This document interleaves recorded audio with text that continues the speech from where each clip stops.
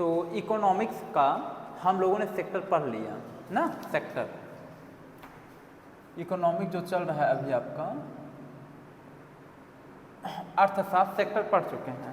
आपको पता है सेक्टर हमने जो पढ़ाया, अब सेक्टर जैसे हमारी कोचिंग है किस सेक्टर में आएगी, तो कोचिंग में से सर्विस किया जाता है, एक प्रकार से सेवा दिया जाता है, ठीक ना, आपको नॉलेज दिया जाता है, ज्ञान दिया जाता है। तो ये अगर स्वभाव में देखा जाए तो टर्सेरी सेक्टर में आएगा।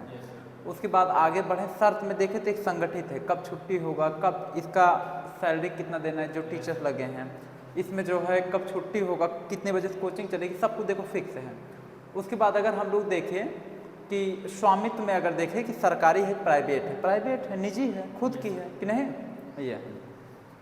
उसके बाद जैसे इकोनॉमिक्स में आज हम लोग पढ़ेंगे अपने जो टॉपिक है प्रोडक्शन पढ़ेंगे। क्या पढ़ेंगे? प्रोडक्शन, यानी उत्पादन के कारक, उत्पादन होगा कैसे, ठीक ना, किसी चीज़ का। तो प्रोडक्शन आज हम लोग पढ़ेंगे, उत्पादन के कारक, ठीक ना, प्रोडक्शन के कारक। ठीक, देखिए उत्पादन के कारक कौन कौन से होते हैं, किन किन, जैसे कोई बिजनेसमैन अगर आया भारत में तो क्या क्या करेगा ताकि किसी ना किसी सामान का ताकि वो निर्माण कर सके, कारखाना लगा सके, फैक्ट्री उद्योग बिजनेस कर सके। ठीक, किन किन चीज़ों की जरूरत होता है फैक्ट्री बिजनेस खड़ा करने के लिए, समझ के। उत्पादन के 4 कारक होते हैं, कितने कारक? 4 कारक। सबसे पहले अगर कोई बिजनेसमैन अगर भारत में अपनी कोई भी इंडस्ट्री फैक्ट्री कारखाना लगाना चाहता है, सबसे पहली चीज़ की ज़रूरत है उसके पास एक अच्छी पूंजी होनी चाहिए। पूंजी मतलब अधिक पैसा होना चाहिए। जब किसी के पास पैसा रहेगा तभी कोई बिजनेस खड़ा करेगा, पैसे नहीं बिजनेस कहाँ से खड़ा होगा, समझ में आ रहा है कि नहीं। तो सबसे पहले क्या होना चाहिए, उसके पास पूंजी होना चाहिए। पहला कारक है पूंजी होना चाहिए, इंग्लिश में कहते हैं कैपिटल। क्या है? उसके पास पूंजी होना चाहिए, या तो अगर उसको कोई बिजनेस करना है उसके पास खुद का पैसा होना चाहिए, या दूसरा चांस है वो सरकार से लोन ले सकता है। क्या ले सकता है? लोन। ये किससे ले सकता है? सरकार से। सरकार से क्या ले? लोन ले, ऋण ले, समझ गए कि नहीं। लोन को हिंदी में ऋण कहा जाता है। क्लियर? अच्छा, सेकंड कारक क्या है प्रोडक्शन का? ये तो मान लो पहला कारक हो गया कैपिटल, उसके बाद या तो खुद का पैसा हो या तो लोन ले। ठीक, जो दूसरा कारक होता है प्रोडक्शन का, उसका होता है कि अब ये बताओ, जहाँ वो बिजनेस कारखाना अपना लगाएगा हवा में तो लगाएगा नहीं, उसके लिए ज़मीन चाहिए। तो ज़मीन के लिए भूमि, यानी जो ज़मीन भूमि होगा जहाँ वो कारखाना लगाएगा, वह कारखाना या तो वह जो ज़मीन लेगा या वह जो भूमि लेगा, या तो किराए पर लेगा, या तो किराए वाले मकान में अपना बिजनेस खोलेगा, या तो खुद की भूमि खरीदेगा। तो ये कंडीशन हो सकता है, समझ गए।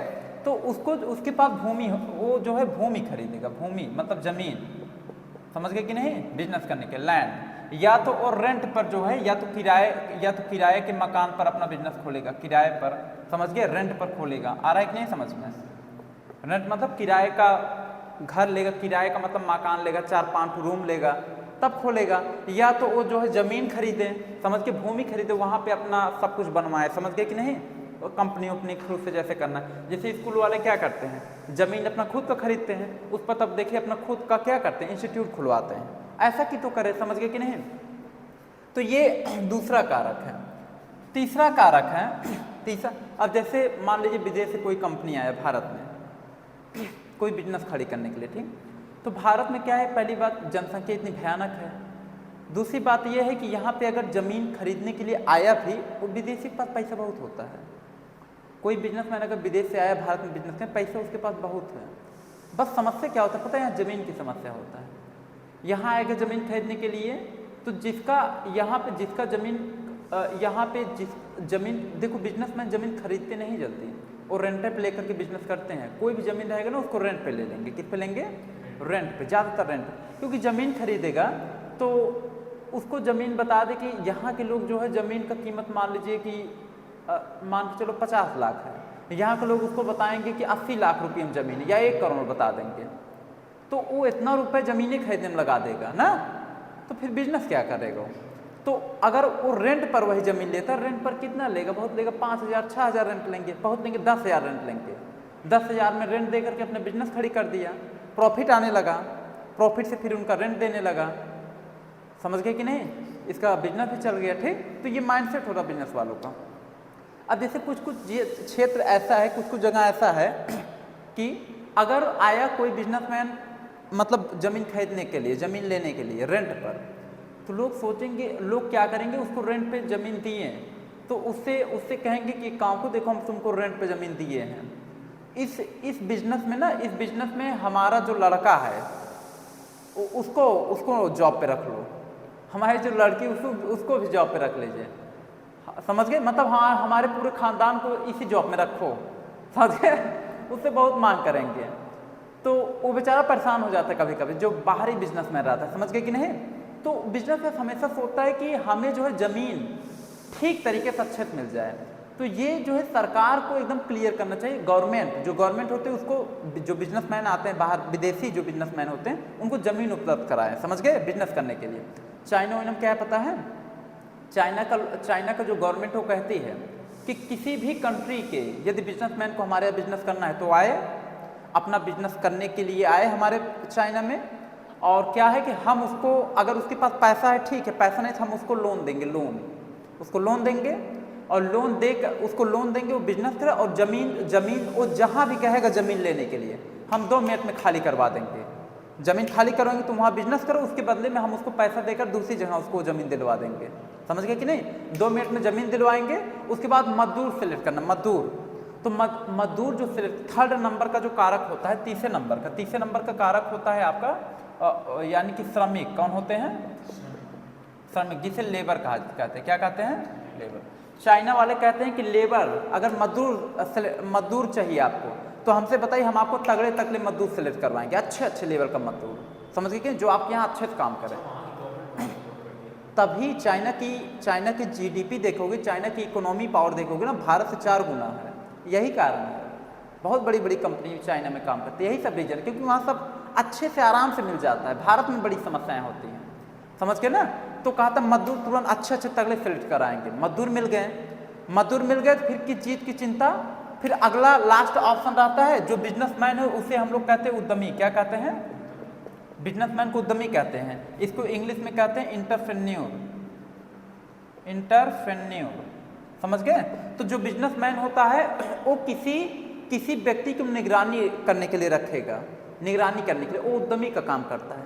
या जैसे हमारी कोचिंग है, हम अपनी कोचिंग में खुद मेहनत करते हैं, खुद पढ़ाते हैं, टीचर्स भी रखे हैं, तो हम ही अपने कोचिंग के उद्यमी भी हैं, क्योंकि हमें निगरानी भी करते हैं, समझ गए? अगर कोचिंग की देखरेख के लिए किसी को हम रख दें तो हम नहीं होंगे, वो उद्यमी हो जाएगा, समझ गए कि नहीं? हम तो केवल मान लीजिए फाउंडर रहेंगे उसके। क्लियर हो गया कि नहीं? तो इतने 4 कारक की जरूरत होता है किसी भी प्रोडक्शन, किसी भी उत्पादन के लिए, किसी भी कारखाना बिजनेस लगाने के लिए इन्हीं चारों चीज़ों की बहुत नीड होती है, समझ गए कि नहीं? आ रहा होगा समझ में? तो चाइना में क्या है, चाइना में इसीलिए कंपनी ज़्यादा है क्योंकि वहाँ पे सब कुछ आसानी से मिल जाता है। भारत में क्या है, भारत में कोई बिजनेसमैन आया बिजनेस करने के लिए, यहाँ पर जमीनी एक मारी, कोई ज़मीन खरीद लिया, वहाँ 10 साल से कैसे चल रहा है, उलझ गया, बड़ी समस्या। तो बिजनेसमैन को क्लियर ज़मीन चाहिए, समझ के? और जो ज़मीन देता है वो भारत के लोग बिजनेसमैन लड़ाई झगड़े में पड़ेंगे नहीं, क्योंकि रीजन है लड़ाई झगड़े में क्यों पड़ेंगे, उन्हें बिजनेस करना है। अगर लड़ाई झगड़े में पड़ेंगे बिजनेस क्या करेंगे वो? तो बिजनेस करने के कोई आता है तो उसको क्लियर ज़मीन चाहिए। फिर उसके बाद मजदूर तो भारत में मिल जाएंगे नो डाउट। ज़मीन में बड़ी समस्या होती है भारत में, ज़मीन मारपीट, और कोई ज़मीन दे भी दिया ना, अगर देख लिया बड़ा आदमी है तो हमरे लड़कों को तुम CA इसी में बनाओगे, इसी कंपनी में हमारे लड़कों को मेन बनाओगे, इतना उसको। अच्छा सर, अगर ये परसेंटेज देखा जाए कि भारत में कितने लोग पढ़े लिखे, मतलब अच्छे लेवल के, वो कितना परसेंट? लेवल पढ़े लिखे अच्छे लेवल में देखा जाए बहुत कम परसेंट, अच्छे लेवल की बात है। 100 में से मान के चलो कि 55 से 60% के अंतर में आ जाएंगे अच्छे लेवल। और अगर उस टाइप से देखना चाहते हो तो भारत में आ जाए 80% लगभग, 60-85%, समझ के? अच्छे लेवल। आज भी देखिए कितने पढ़े लिखे लोग ऐसे हैं जो इन बाबाओं पे विश्वास करते हैं। बाबा कितने लोग विश्वास करते हैं, देख रहे हो? तब झूठ में अंधविश्वास में पड़े हो ना, पढ़े लिखे आदमी, तब वो इतना अंधविश्वास में लगे हो तुम। इतना नहीं करना चाहिए, ठीक है, होता है। विश्वास होना चाहिए, ट्रस्ट होना चाहिए कि ईश्वर हैं, लेकिन पूरी तरीके से मतलब पूरा उसी पे बैठ जाओ, ये खराब बात है। ईश्वर भी तो सर ये कहते हैं हाँ, आप कर्म करिए। अब कृष्ण भगवान खुद कहें कि कर्मण्येव अधिकारस्ते मा फलेषु कदाचन, आप कर्म कीजिए, फल की चिंता मत कीजिए, ये तो कृष्ण भगवान ने कहा है। तब भी लोग पागलों की तरफ पड़े उसी में, समझ गए? तो ये समझ में आ रहा है कि नहीं? तो प्रोडक्शन कितने कारक? 4 कारक। तो किसी भी बिजनेसमैन को किसी भी कारखाना, उद्योग, फैक्ट्री अगर लगाना तो ये 4 कारक होना कंपलसरी है। समझ गए कि नहीं? पहला कारक पूंजी आपके पास हो, भयानक पूंजी नहीं, सरकार से लोन लीजिए, ठीक ना। दूसरा कारक क्या होना चाहिए? लैंड होना चाहिए, भूमि होना चाहिए जहाँ पे आप कारखाना, बिजनेस, फैक्ट्री ये सब लगाएंगे अपना, ठीक। तीसरा कारक होना चाहिए श्रमिक आपको मिल जाए, ठीक, अच्छे लेवल के, ठीक ना। पता लगा श्रमिक आ रहे हैं 9 बजे काम है, आ रहे हैं 10 बजे खैनी बना रहे हो, समझ गए? तो ऐसे श्रमिक रहेंगे तब दिक्कतें होगा। यही क्या है, यहाँ के जितने भी लोग यही घर और बनाने वाले कारखाने, घर और बनाने वाले जो मजदूर मिस्त्री होते हैं, वो लोग 10 बजे आएंगे काम करने के लिए, आधा घंटा बैठ के खैनी बनाएंगे, उसके बाद तब काम करना स्टार्ट करेंगे, फिर दोपहर में लंच करके फिर कुछ देर सो जाएंगे। मतलब कुल मिलाए जुलाए के 6-7 घंटा का काम करेंगे आपका, ठीक। तो ये समझ में आ रहा। फिर उसके बाद उद्यमी, एंटरप्रेन्योर, समझ गए कि नहीं? ये क्लियर हो गया। 4 कारक की बहुत नीड होती है किसी भी बिजनेस, फैक्ट्री, कारखाना को लगाने के लिए। क्लियर हो गया कि नहीं?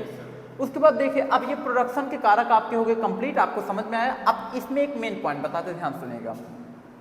इन सभी चीजों को मिला करके, ठीक, इन चारों कारक को मिलाकर देखिए, यदि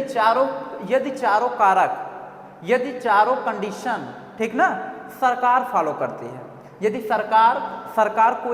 सरकार अपना खुद का पैसा लगाती है, यदि सरकार कोई कंपनी खोलती है, कोई फैक्ट्री खुलवाती है सरकार अपने तरफ से, ठीक, तो यदि सरकार अपना खुद का पैसा लगाती है, खुद की भूमि खरीदती, खुद से भूमि खरीदती है, खुद की श्रमिक सेलेक्ट करती, ठीक, और खुद की उद्यमी रखती है, सरकार खुद से ये सब काम करती है, तो वह जो अर्थव्यवस्था होगा वो समाजवादी अर्थव्यवस्था कहलाएगा। क्या कहलाएगा?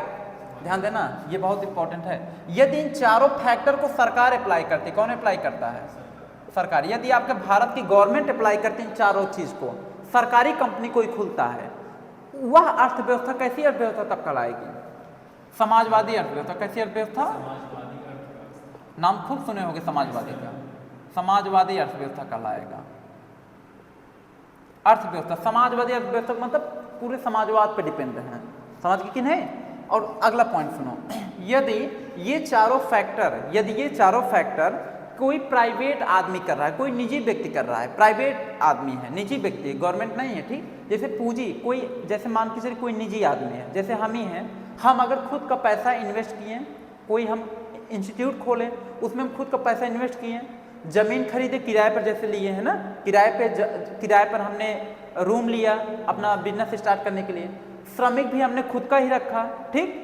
उसके बाद उद्यमी हम खुद के हैं, ठीक। तो ये चारों फैक्टर हम अपना खुद का किए हैं, ना कि गवर्नमेंट ने हमें खुद दिया है। तो अगर कोई निजी व्यक्ति करता है, कौन सा व्यक्ति?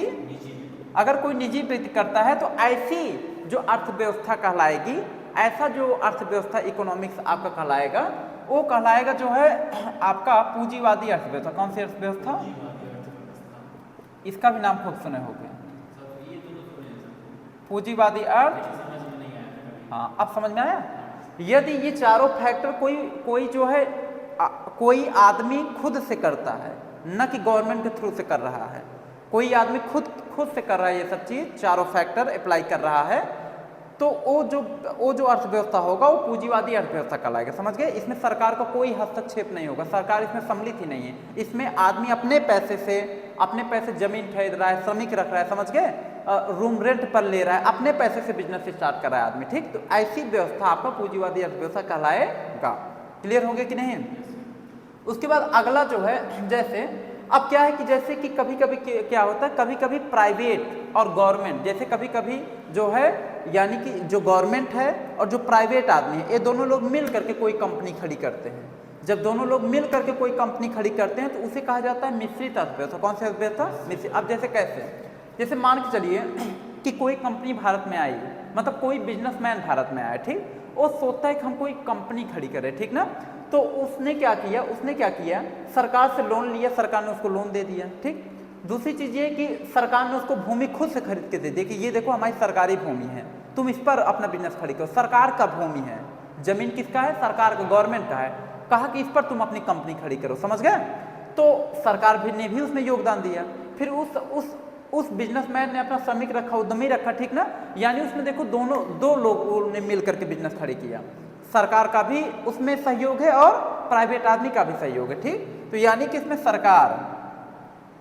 सरकार प्लस निजी सरकार प्लस निजी, यानी कि गवर्नमेंट और प्राइवेट ये दोनों लोग मिल करके जब कोई कंपनी खड़ी करते हैं, कोई अर्थव्यवस्था खड़ी करते हैं, तो उसे हम लोग कहते हैं मिश्रित अर्थव्यवस्था। कौन सी अर्थव्यवस्था?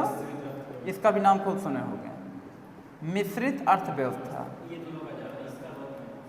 मिश्रित अर्थव्यवस्था। और हम आपको बता दें, अगर आपसे क्वेश्चन किया जाए कि भारत की अर्थव्यवस्था कैसी है, भारत की अर्थव्यवस्था कैसी अर्थव्यवस्था भारत की है, समाजवादी है कि पूंजीवादी है कि मिश्रित है, तो भारत की जो अर्थव्यवस्था है वह मिश्रित अर्थव्यवस्था। कौन सी अर्थव्यवस्था?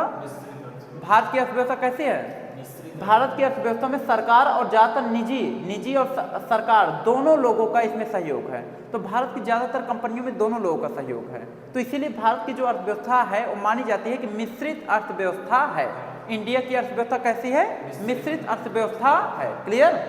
और देखिए आपको बता दें है कि ये इंडिया की अर्थव्यवस्था है।